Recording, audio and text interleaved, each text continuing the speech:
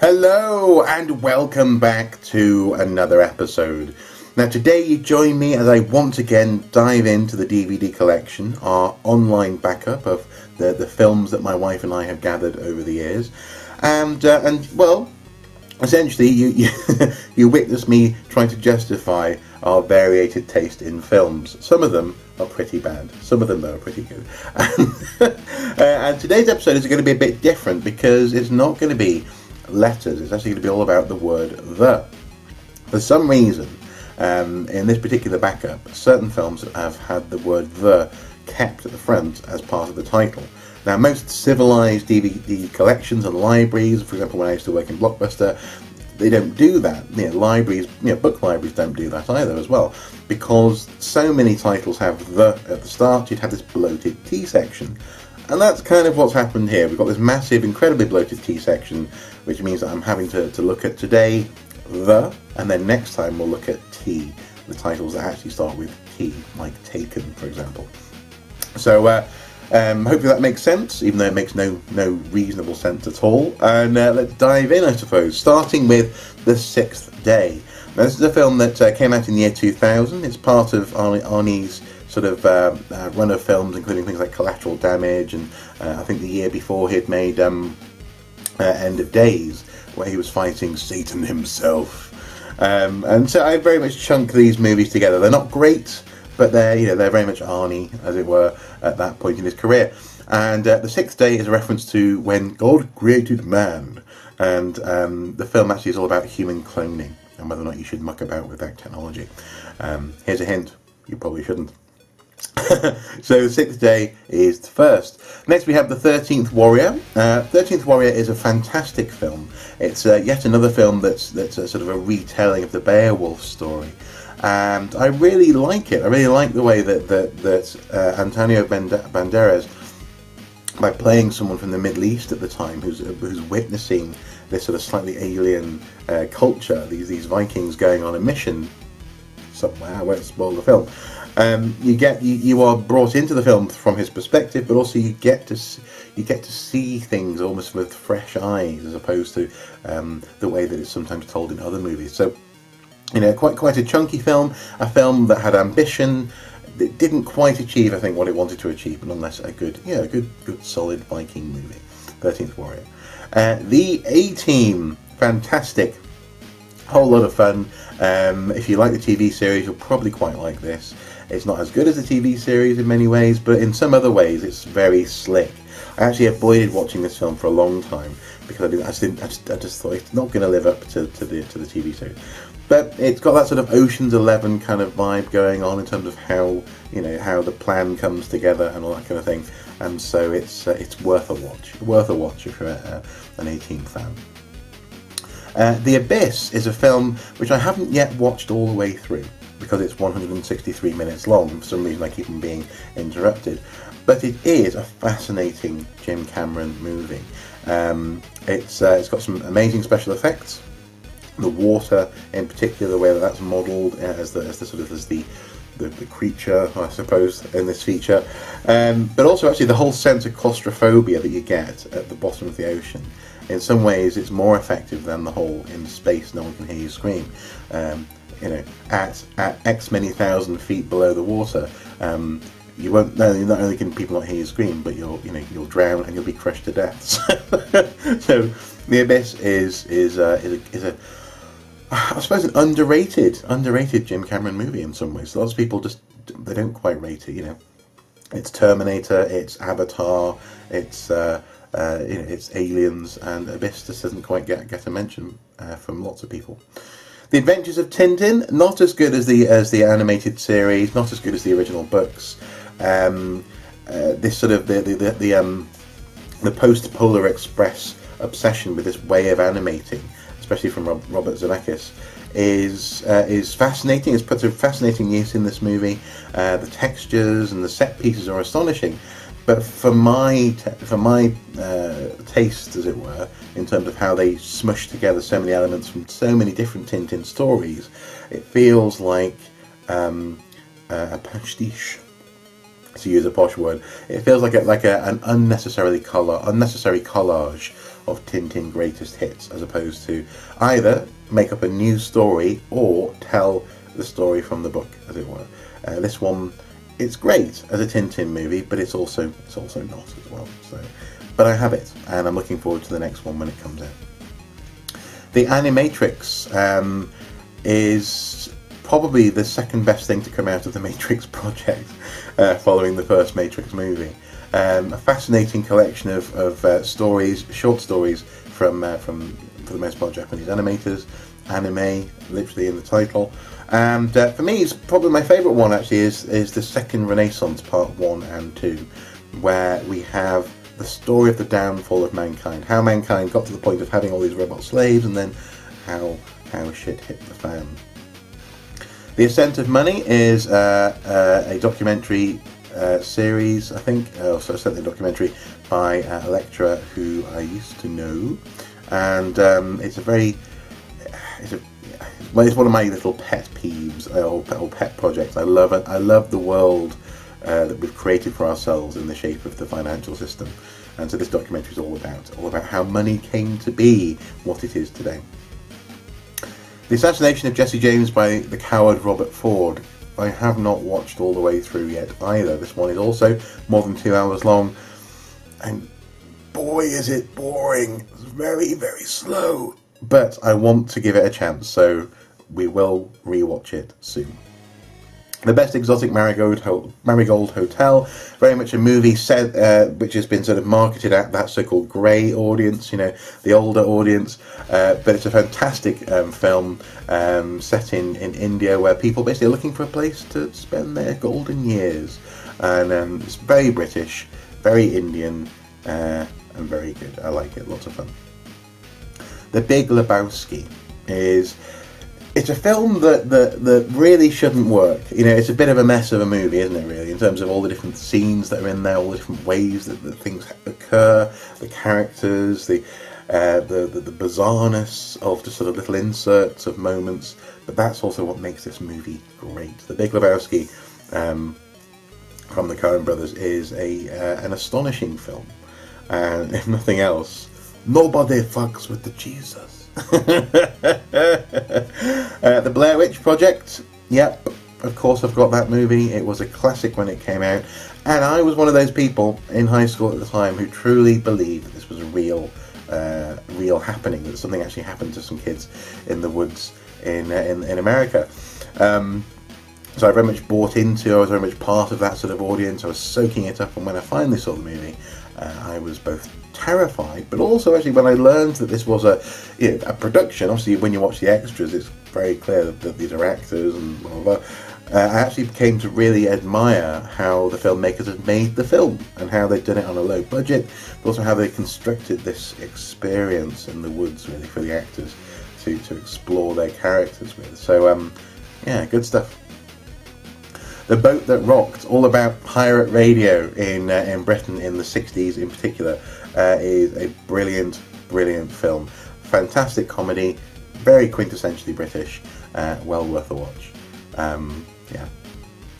The Bone Collector, that was one of the first films I saw that was, I suppose, a serial killer thriller. I think I saw this one before I saw, for example, Silence of the Lambs. And therefore it's got a bit of a soft spot in my heart. I know it's not the best in the genre. I know it's a little bit predictable. But the fact that Denzel Washington does quite a good performance as the cop who's paralysed and stuck in his bed, and the crisis that engenders in terms of, does he want to keep living, for example. And then Angelina Jolie is not only pretty good in the film, but also actually she brings something to the role that makes it work. So The Bone Collector, I like him. It's a good film. The Bourne Identity, The Bourne Legacy, The Bourne Supremacy, and The Bourne Ultimatum. I shall rank them for you now. For me, the best one is Supremacy. The second best is Identity. The third best is Ultimatum. The fourth best is Legacy. Obviously, Bourne Legacy isn't really a Bourne film, and actually, the Bourne Legacy title is linked with the Bourne character. He's I think he retires, disappears, and becomes a teacher somewhere, and then is brought back into the fold, as it were, and that's the Bourne Legacy story. So they took the title of an existing Bourne story and applied it to someone who wasn't Bourne. Still good though. Still, I still watch it. Still a watchable Bourne universe movie, and apparently there's a film coming up that's going to be following Jeremy Renner's character in the Bourne series soon.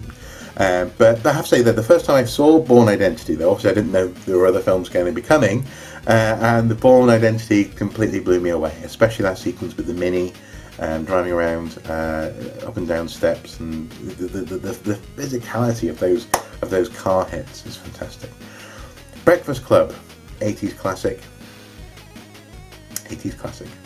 The Bucket List, pretty good film, slightly depressing. I don't watch it too often, if I have to say. About two old men and their bucket list. The Burbs. The Burbs is a real guilty pleasure movie for me. My wife really doesn't like it. I think because it's so cringeworthy what these guys do when they're investigating their neighbours, who they think are monsters.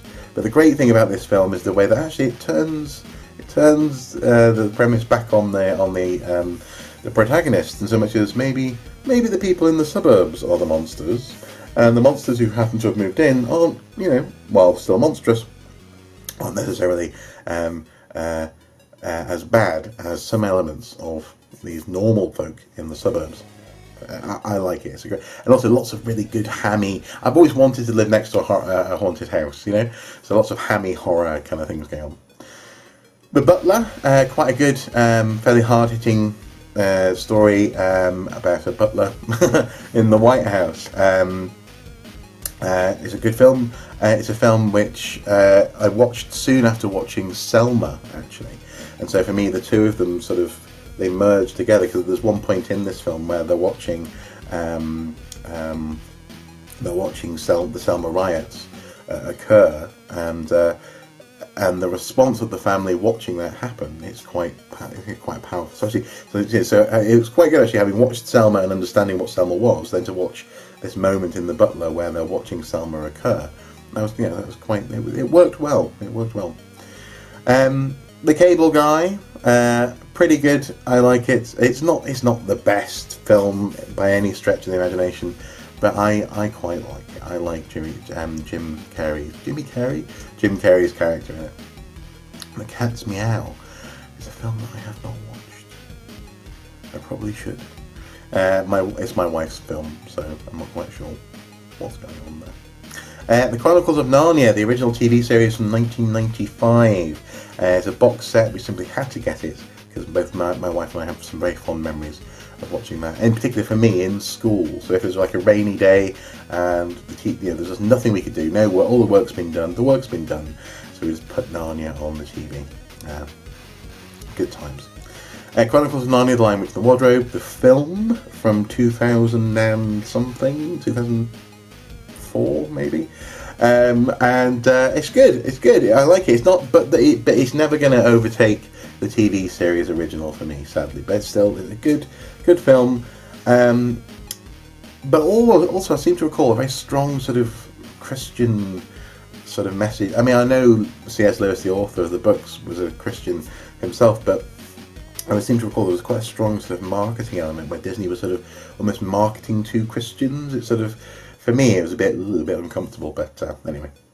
Put that to one side. The Chronicles of Riddick, a good return to form movie, following. Oh no, sorry, no. No, sorry. This is the down. Sorry, following Pitch Black, you have the Chronicles of Riddick, and then you have Riddick. There you go. The Chronicles of Riddick is not so good as the two films that are in front and behind it in that trilogy.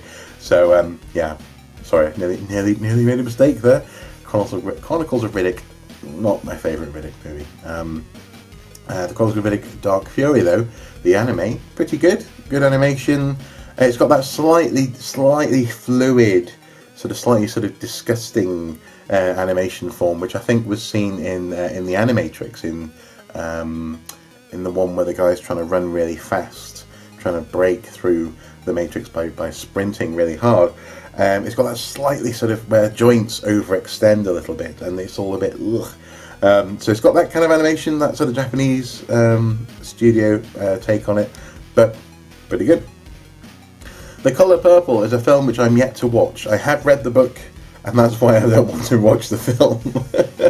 Because I don't know, there's just something about the slightly depressing, slightly sort of, the fact that the character isn't in charge, basically, of her own learning, of her own destiny. And also there were some elements which, are slightly bizarre to it, especially if you're a teenage boy reading the book. You find yourself going, oh, okay, about women discovering their own bodies and that kind of thing. So I haven't yet watched The Colour Purple. I really should. I should just man up and watch it with my wife. But like I said, the book just sort of slightly puts me off. The Commitments is a fantastic film set in Dublin, Ireland. And my wife really recommended this, being from Northern Ireland. She was exposed to this sort of like in her teens, this story.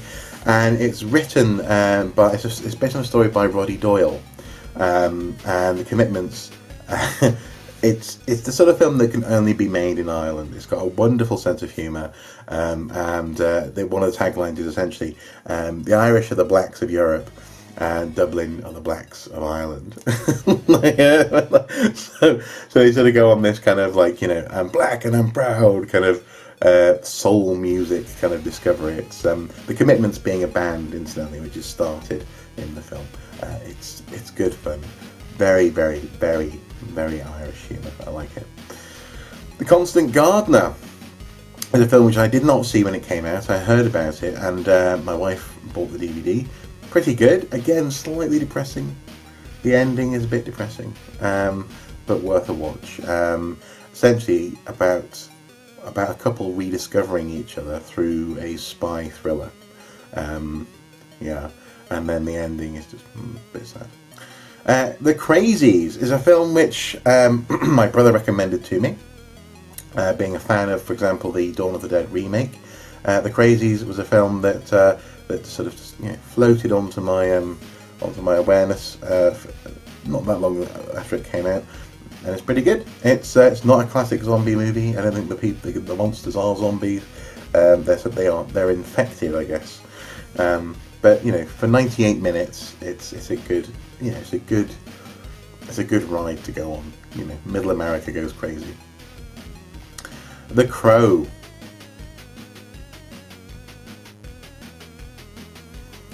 Watch my video on The Crow to see how much I love that film, and also how recently I discovered it as well.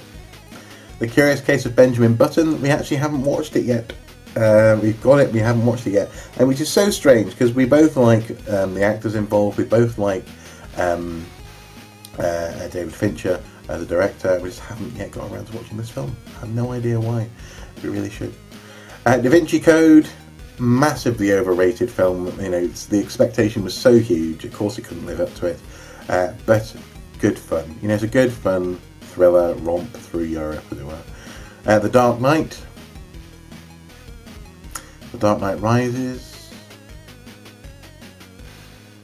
Obviously, The Dark Knight is better than The Dark Knight Rises. And for me, in my personal opinion, as I've said in a previous video, Batman Begins tops the lot. But still. A very, very good Batman trilogy.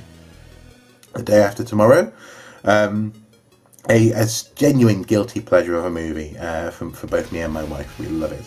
The Day the Earth Stood Still, we love that less, I think.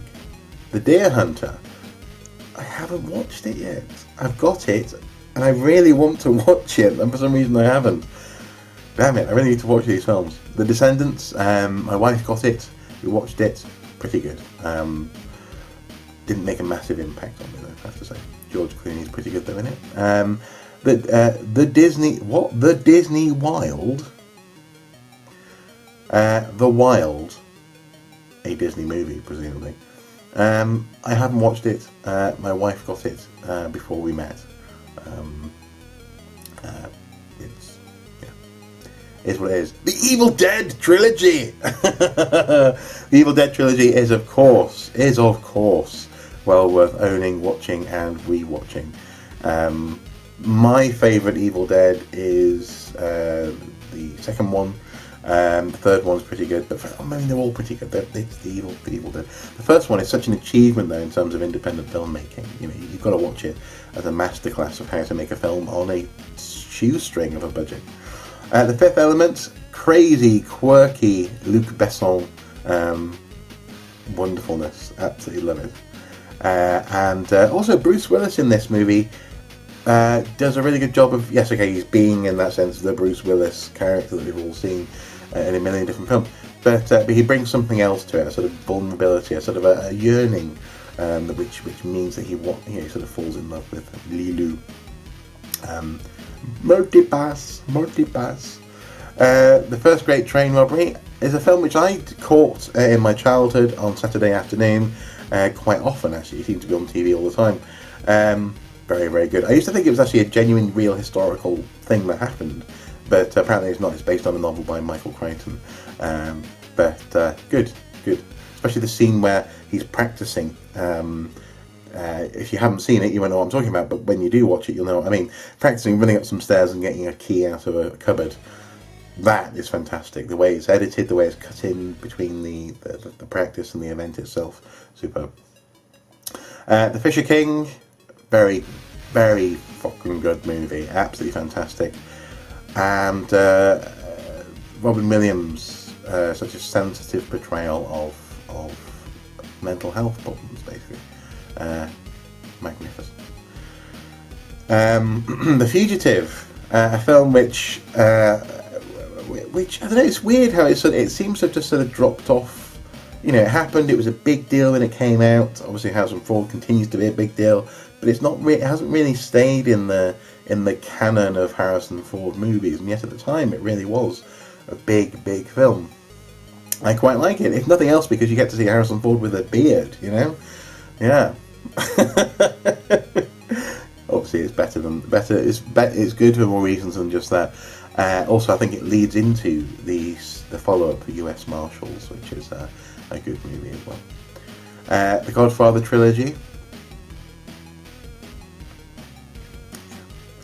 The Golden Compass is a film that both my wife and I quite like, but it was one of those films that was put out there to see how much money it made, and it didn't make enough money, so the studio didn't make the rest of the Philip Pullman books into films. Such a shame. But also, to be honest, in some ways, The Golden Compass, some of the decisions they made there, in the film at least, the adaptation, I wasn't the biggest fan of, so maybe it's good that it was allowed to die, possibly. The Good, the Bad and the Ugly. Total classic. The Great Gatsby, pretty good. Over the top, but it's Baz Luhrmann, so you've got to accept some Romeo and Juliet / Moulin Rouge with your movie, and the Great Gatsby, and also a really rather poignant story, very well. The Green Lantern, so much that went wrong with that film. The CGI suit, the portrayal of the ultimate evil, the portrayal of the friendship, the between. Yeah, it's not a great film, but we have it because it exists. Because I couldn't not have it. Sorry. Actually, we didn't see it in the cinema, so I got it in order to see it, and then we never got rid of it. The Green Mile, fantastic film based on a short story by Stephen King. I shan't spoil it, but if you've seen it, it's very good. You know it's good. The Happening, almost so bad that it's fantastic. An M. Night Shyamalan story. Shyamalan. The man obviously behind Sixth Sense and The Village and this kind of thing. And The Happening is it's a film which actually I quite like, but you kind of wonder whether or not it's deliberately going for that sort of slotchy, sort of B-movie kind of vibe or not. Presumably it is. It must be, and therefore it's deliberate, and therefore it's fantastic. But there are some things in the extras that sort of hint that maybe the actors and the director weren't quite on the same page. Watch it. Don't think too much about it, and it'll be okay. It'll be okay. You'll survive. You'll survive. The Help, a film we haven't watched yet. We bought because we like the trailer. We need to watch that ASAP. We really do. We need to make a note of these films that we need to watch. The Hobbit, Battle of the Five Armies Extended Edition. Oh, God. Oh. I bought it because I'm a completionist, and I love the Lord of the Rings trilogy and the Hobbit trilogy. We saw the first one in the cinema. The second two we didn't bother with because they're so long, and I wanted to watch the extended editions. So having watched the second extended edition movie, I figured, okay, the last one is going to be good. It's just a bloated mess, isn't it? It's such a mess, this film, and it's such a shame because the visuals are there, lots of the ideas are there, the love and the passion is there from the filmmakers, but they threw everything at this film, and most of it just sort of ended up on the floor in a horrible grey mess. It's a real shame. The Hole, very good, classic, or now classic, I guess, sort of teen horror movie. I first watched this when I was working at Blockbuster, and I still own it. The Holiday, I love it. My wife introduced me to it. It's one of those chick flicks that just seeps into your soul, and I like it. And also Jack Black's in it, so it's pretty cool. The Hour, season 1 and 2. The Hour is a very good TV series, all about a new news format, an hour-long news magazine, as it were, on the BBC, the BBC of old. And this is London calling, all that kind of thing. And trying to get, so essentially, news to be better, and also to make, for example, those in power more accountable for their decisions. So instead of sort of going, excuse me, Minister, would you mind if I ask you a question? Actually saying, we've got questions for you, sir. And it's good. 2 seasons of intrigue and news and spies and potential risk of death. It's good. The Hunt for Red October. Yes. This is a film that my wife often just says, let's put The Hunt for Red October on, because we both love it, and because it's just brilliant. It's 2 hours and 10 minutes of your life that is just superb. So many quotable lines in this film. The way it all unfolds is magnificent. It's part of the Jack Ryan, I suppose, trilogy. Well, not trilogy, Jack Ryan films. A series, and the fact that you have this Russian admiral, he is admiral, who refuses to not be Scottish is fantastic. So, this is my Russian accent. Why do you ask? Fantastic. We love the Hunt for Red October in this house. The Illusionist, not as good as The Prestige. That's what I'll say. It's watchable, it's good, but it seemed to come out around about the same time as The Prestige, as so many of these films do, and it's not as good as The Prestige. The Incredible Hulk. Finally, we got a Hulk movie that was part of the acknowledged to be part of the MCU. It's good, but I think Mark Ruffalo. Now we have Mark Ruffalo as the Hulk in the Avenger movies and the current MCU, and also the upcoming Thor Ragnarok. I'd like to see a Mark Ruffalo Mark Ruffalo Hulk movie, but the thing is, I'm not sure that they would trust the writers in the studio, and so the distributors would trust that a Hulk movie can do well, since Hulk and the Incredible Hulk, while I quite like them, didn't do as well in the cinema for reasons which I totally understand as they would have hoped, and so maybe they consider now Hulk and Mark Ruffalo's incarnation of the Hulk to be a sort of a best when with other characters, and I suppose that's kind of true, and that's certainly what they've demonstrated. And so I'd love to see a Hulk movie again, a new Hulk movie, but this one wasn't quite right.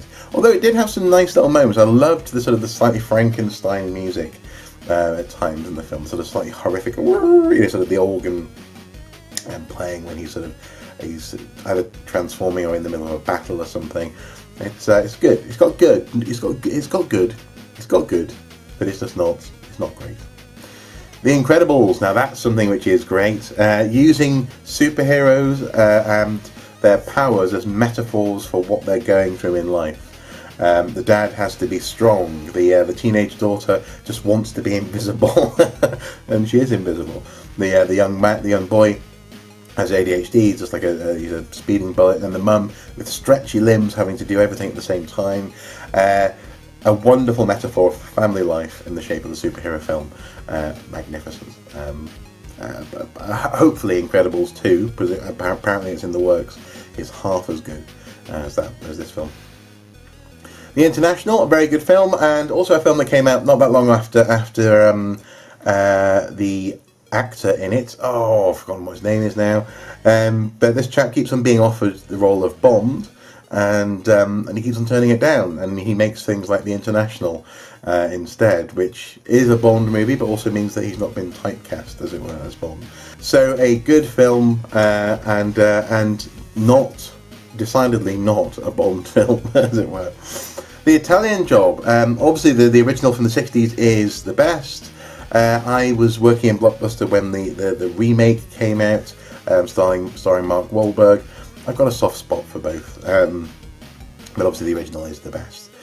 Because if nothing else, in the original Italian Job, the cars are always driving in the red, white, and blue order. That was something that they had in place at all times. But in the remake, they didn't seem to have some of these lovely little visual tricks, going on. They didn't seem to care about it as much. So that's one of the reasons why the original is better. Karate Kid, yes. Watch on. The Kids Are All Right. We haven't watched that yet. I'm not sure unless they want to watch it. It doesn't look like my kind of film, put it that way. But the wife wants to, so we will watch it at some point. The Killing Fields, quite a hard-hitting film about war, basically. It's hard-hitting. The Lady Vanishes, classic, beautiful classic film, classic movie. The Lake House, again my wife's film, and a film which I do quite like. It's a bit strange, a bit metaphysical in terms of how these two people are communicating. I won't spoil the whole premise of the film, but it's romance. It's a bit like You've Got Mail. It's romance over distance, linked with a slightly supernatural element. It's good. It's watchable. The Last Samurai. It was a film that I went through a phase of watching this film again and again and again and again because I loved everything about it. I loved the music, the visuals, the texture of the film, as it were. I love the fact that Tom Cruise. This isn't a Tom Cruise movie in that sense. It doesn't feel like Tom Cruise is a smiling, winner. He in this film he's decidedly not, and and his character comes through quite a an awakening journey and discovering that he fits quite nicely into, for example, Shintoism and this kind of thing. Yes, it does slightly put a rose-tinted glasses on a period of change in Japan when you had lots of different forces fighting for the soul of that country. Modern Western industrialism versus older ways of living. And while the older ways of living are portrayed as being this idealistic way of life, in reality it was very much feudal. So if you're at the bottom of that pile, then maybe you'd want the railway to come through and change life for you, because essentially you're a slave. So it's a little bit rose-tinted glasses, but a heck of a film. League of Extraordinary Gentlemen. Good fun, but I find it quite hard to watch it now, knowing that it was Sean Connery's last movie and that he had such a bad time making it. Fun film, but the graphic novel's better. So read the graphic novel instead. And I think there's a follow-up to the graphic novel as well. The Legend of Zorro. Which one is this? Is this the... No, this is the... There was The Mask of Zorro and The Legend of Zorro. The Mask of Zorro is superb. Anthony Hopkins passing on the mantle of Zorro to Antonio Banderas. The Legend of Zorro is a rehash of lots of the things that were good in that first film, and done in a slightly, I don't know, I don't often use this word, but childish way. The film feels childish. Right down, actually, to the way in which Vega, Banderas' character, responds to the potential of losing his wife in terms of a rival lover. It's childish, and so, yeah. But we have it, we own it, because it's part of a series. And I'm just a completionist. Oh. Yeah, I'm my own worst enemy. Sometimes I really am. The Lego Movie, yes, and I'm not gonna say it's awesome because folks, everything is awesome. It's the bad guys theme, and that's the really weird thing. Like outside Lego stores, like I saw a Lego store launch the other day, and they're waiting for everything to be ready inside so they could go inside, and they all started singing, "Everything is awesome," and you're like, no, but the point is it's massively ironic that you're seeing a wonderfully subversive film there in that sense, a film that really pokes fun at corporate identities when it's a film about a corporate identity. Yeah, I like it. I very much like it, and the Lego Batman movie is one that I definitely want to watch when it comes out on DVD. The Life Aquatic with Steve Zissou. Wes Anderson, man. Yeah, love it. I do love Wes Anderson. Because they're like little filmic, it's like having an afternoon tea, you know? You get these sort of weird, interesting cakes on various plates on a little stand, and it's a treat just to soak yourself in the little world that in this instance, you know, essentially based on a whole sort of tradition of people making underwater documentaries, and sort of especially in France, this kind of thing, and just playing with it and having such fun with the. I can totally see why Bill Murray enjoys being in these films. Put it that way, I really can. So Wes Anderson, always have time for him and his films.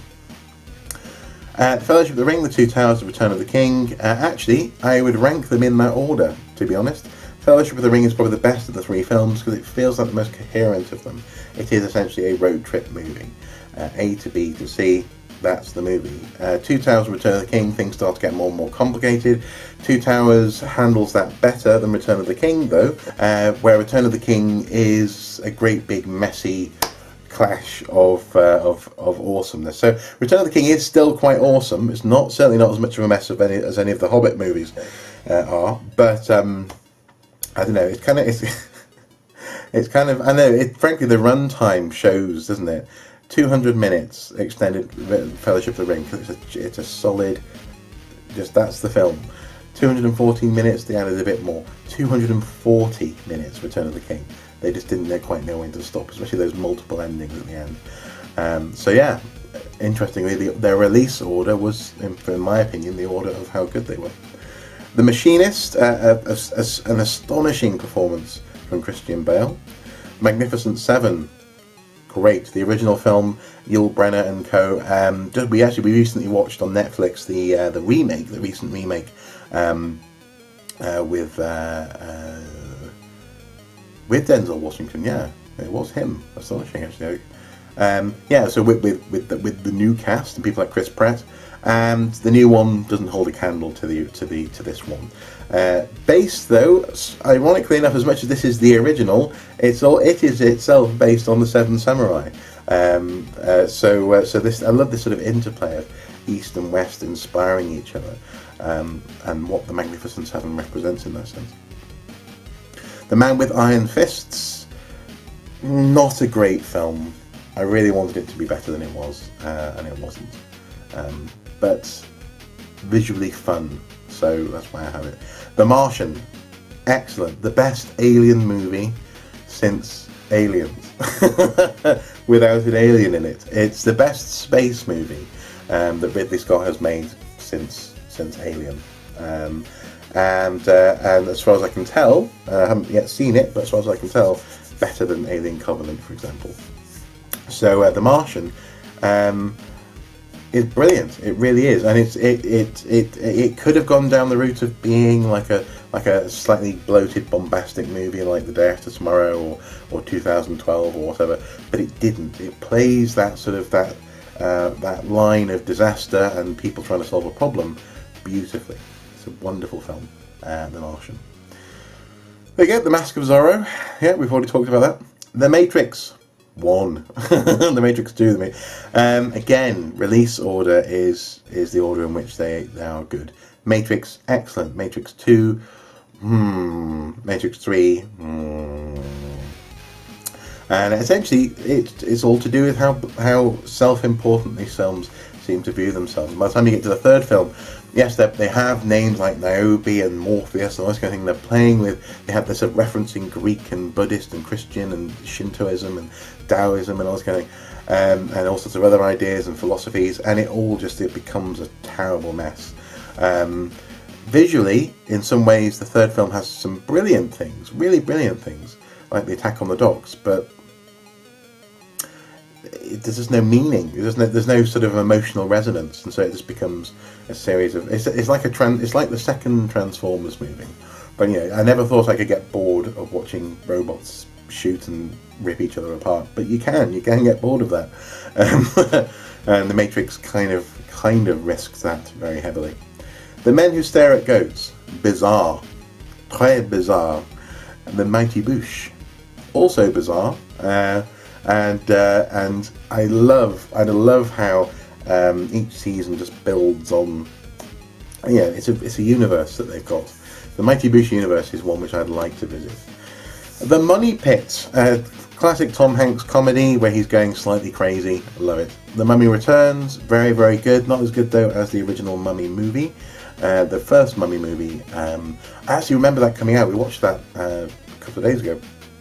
And I remember it first coming out and reading the Empire magazine article about how they created the visual effects for the Mummy, and just thinking, wow, anything's possible. And really, that's been the story of my adulthood and the cinema, is actually watching how movies have just become. If you can imagine it, then they can put it on screen. Sometimes not very well, but they can do it. The Muppets Christmas Carol, the best Christmas movie. The best. Naked Gun trilogy, I actually have, in fact, not just the 33 and 1/3 final insult. Good fun. Outdated humour in many respects, slightly cringeworthy in terms of, I don't mean this like from a overly sensitive perspective, but even I find some of the jokes a bit like, that's a bit unnecessarily sexist, for example. But a good cheeky comedy. The Naked Gun films are what they are.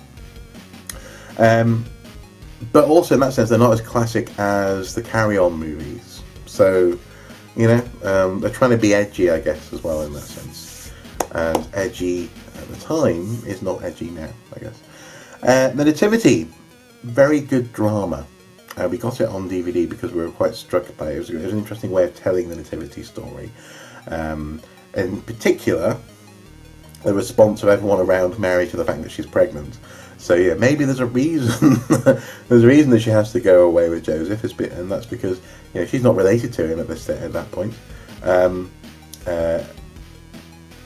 Yeah, that's right. Yeah, they're sort of. I think they're getting ready to be married. So there's no reason for her to be going off for her, to be registered by Pilate or whatever. But maybe it's because she'd be stoned to death if she doesn't go, which doesn't mean. So, yeah, a gritty nativity story. The Newsroom, pretty cool actually. Good stuff from Aaron Sorkin. Slightly patronising here and there. I know that news reporters, when they reviewed the series, were like, "Stop trying to tell us how to do our job, Aaron Sorkin." If you like The West Wing, you'll probably like The Newsroom. And in this case as well, he's not writing a Democrat, he's actually writing a Republican. So if you didn't like the preachiness of the Democrats in The West Wing, in this case, yes, you have a preachy Republican, but at least he's a Republican, I guess. Either way, the dialogue is always very rich and stands up to rewatching when it comes to Aaron Sorkin's work. Nightmare Before Christmas. the Omen pentology. These films get progressively worse, right down to, I think the number 5 is a TV only release movie. Classic horror though. I mean, the first one, not so much horror, but it's a classic, devil demonology film. You know, the first one in particular, when you have the priest who's skewered by the weather vane. Yeah, awesome. And so and on the omens, the omens that lead up to that. You know, the fact that it's also all foreshadowed in various ways. I love it. In fact, in that sense, the Final Destination movies, I think, they borrowed a lot from things like The Omen. The Others, good film. I was very struck by it when I first watched it, and that's why we still have a copy. Slightly hammy performance from what's her name? From the lead actress, Nicole Kidman. But apart from that, good. And also actually a very interesting supporting cast. Just keep an eye on the supporting cast, and if you go, that's what's his name, then you'll know what I mean. A good film. Passion of the Christ and Passion of the Jew.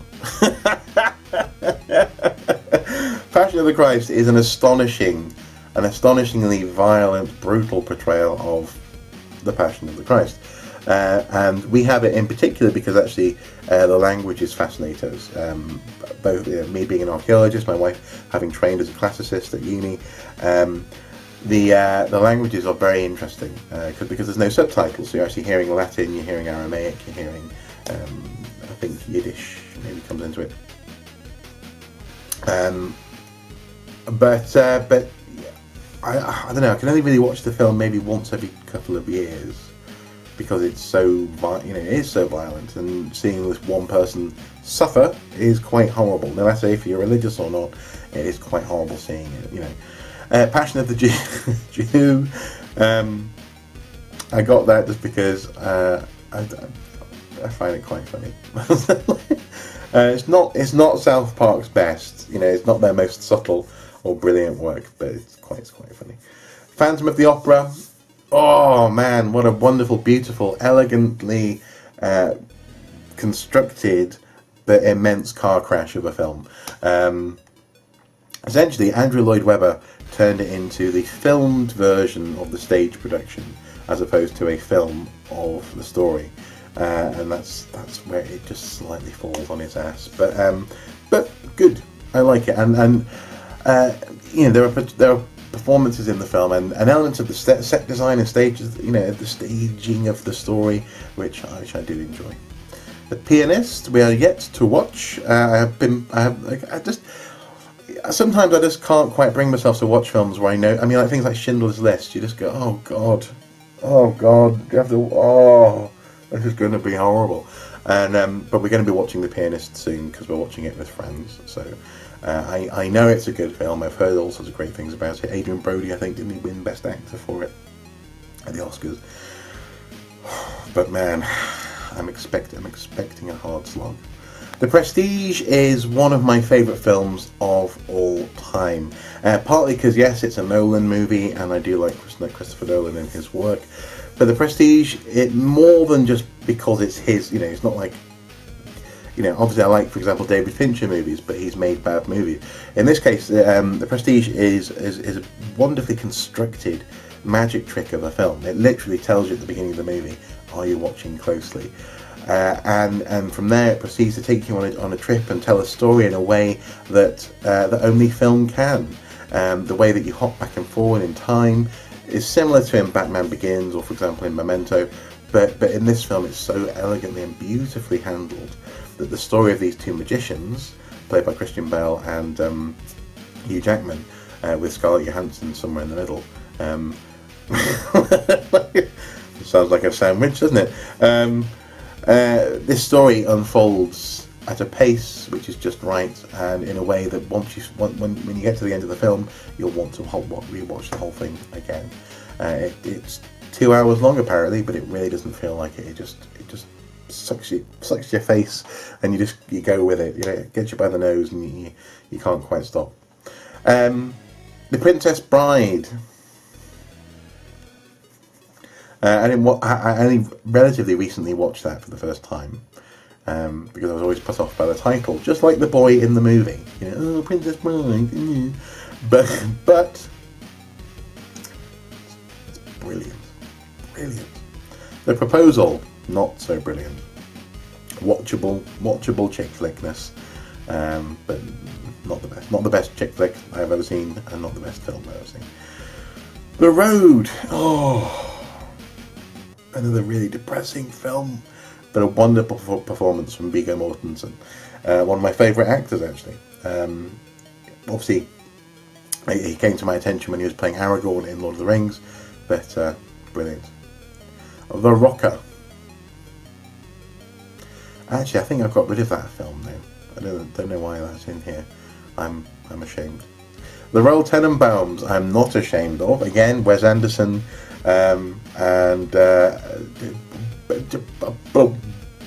wonderfully surreal, excellent, fantastic world building in this vision of a family, as opposed to a vision of people who are exploring the sea. The Running Man, another favourite in this house. A little bit like The Hunt for Red October, my wife frequently wants to watch The Running Man. Yes, I hear you. Yes, I have a good wife. I know. School of Rock. The older it gets, the more cringeworthy it becomes. But actually, when it came out, it was lots of fun. And probably Jack Black's peak in terms of that whole sort of the rock trip that he's been on. And around about the same time, he was also peaking, I think, with Tenacious D. So, School of Rock, watchable, and also, incidentally, the first film, as far as I'm aware, that had the license to use the Immigrant Song. So, if nothing else, the fact that they were able to get Led Zeppelin to give them permission, that's worthwhile noting, isn't it? The Science of Sleep, we have not yet watched. We only recently bought that. I think it only came out recently, but it looks like it could be fun. The Secret Life of Walter Mitty, an adorable movie, and also a performance from Ben Stiller that doesn't annoy my wife. I don't mind Ben Stiller personally, but she can't stand him, or Will Ferrell for that matter. But yeah, good performance, and also just an elegant and nice and really nice film, and a nice sound. Usually I go, ugh, nice is such a nice means it's just an unoffensive kind of doesn't mean anything. But it's a lovely film to watch. Shawshank Redemption, yes, it's a very dark journey, but we all know, this is often voted on people's top, the top 2 of people's all-time film lists. Such a story of redemption, a man literally coming out of his mental and physical prison in life. Very good. The Shining, I like it. The Silence of the Lambs, Sum of All Fears, Theory of Everything. We recently purchased. We intend to watch soon. We were watching it with friends, actually, probably. The Life of Stephen Hawking, and I think it got Eddie Redmayne Best Actor. Was it that one, or was it the Danish Girl? No, it was that one. And then he did the Danish Girl, didn't he? Theory of Everything, though. The Life of Stephen Hawking. Of course, it's going to be interesting. The Three Musketeers. You have the Disney version, and you have the version that starred some very notable 70s reprobates. Oliver Reed, for example. The Disney version, filmed with Chris O'Donnell, of all people, and also Kiefer Sutherland, is actually my favourite. I really, really love it. And I love the performance from, what's his name? Paul McGann. Playing the guy who's going, don't turn your back on me, and this very sort of effeminate man who chases him around the country. Tim Curry chewing the scenery as the Cardinal, brilliant. And then the second Three Musketeers, the second one on the list here, still pretty good, but also it's got a lot of, Sykes' humour comes into it an awful lot, and it's got that sort of sense of not. It almost feels like a Monty Python film. It's got some elements which are slightly breaking the fourth wall in terms of humour, and therefore, for me, is not as good as the Disney one. Yeah, Truth About Cats and Dogs, begrudgingly watchable. The Untouchables, very good. That's the Chicago way. He puts one of yours in hospital, you put one of his in the morgue. The Usual Suspects. The Village. I like it. I don't know why so many people hate the film. I really quite like it. I think it's one of M. Night Shyamalan's better movies. The film is as much of an atmosphere, a study of atmosphere, as it is a character-driven piece or a piece that's got this slightly shoehorned twist at the end. Yeah, I like it. It's a good film. The Walking Dead season 1 to 3. Now, I think I haven't bought any other seasons of The Walking Dead, and I've sort of stopped watching because frankly I can never keep up, in so much as I don't have the TV series, the TV services to watch up to date Walking Dead, and so I keep on getting people spoiling the story for me and so on and so forth. But to be honest, it's kind of got to the point where I just needed to take a bit of a break from Walking Dead. It was so unrelentingly dreary, and you know, I mean, obviously after certain characters get killed in the way that they do, it's kind of hard to keep going, you know. And I know what comes next. I've read the comics and this kind of thing. I know where they're going in season 5 and so on and so forth. But and beyond. But yeah, difficult. I'll come back to it though. I mean, the production values are excellent. The first season, particularly the vision set forth by the same director actually as the Shawshank Redemption. I can't quite remember what his name is now. The whole direction set forth in that was fantastic. So it's a great TV series, but just exhausting. It's one of the reasons why we haven't yet started watching Game of Thrones, to be honest. The West Wing, yes, I won't go into that in too much detail. Just yes, very clever, very clever. The best president that America never had. Wind in the Willows. I bought this because I loved there was a series of shorts that I had on VHS. I'm desperate to try and get my hands on again, where it wasn't the Wind in the Willows story, but it was the characters doing rent. So like Toad starts his own newspaper, this kind of thing. I got the film expecting the same, and it's not quite the same. It's not quite as funny, and actually some of the voice actors aren't the same as in the TV shorts, basically. So I'm going to have to try and get my hands on that stuff. But wonderful sort of claymation animation, sort of stop motion stuff going on. The Wire, very intense TV series. Amazed we haven't got the second, the season that follows at least. But anyway, The Witches of Eastwick, pretty good. The Wizard of Oz, classic. The Wolverine, yeah. Not as good though as Logan. Just not as good as Logan, especially that ending. The Woman in Black, loved it, but a few too many jump scares. I might talk about this film in its own video at some point in the future. Just a few too many jump scares, but pretty good. And Daniel Radcliffe did a good job. You know, I think it was his first major movie after being Harry Potter. The World's End.